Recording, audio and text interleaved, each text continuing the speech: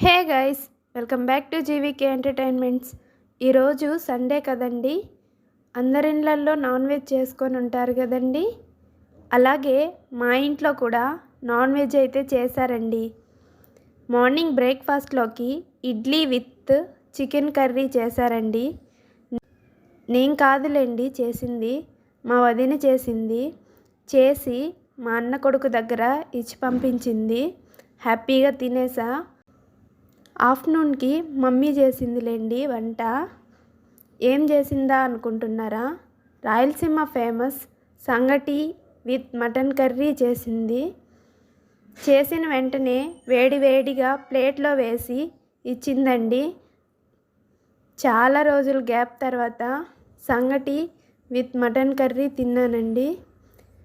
ఇంకా నైట్ అంటారా, ఇంకా నైట్ కాలేదు కదండి. సో నైట్ తెలీదు, తినలేదు. మీరేం తిన్నారో కామెంట్ చేయండి. కాబట్టి okay, bye guys, thanks for watching.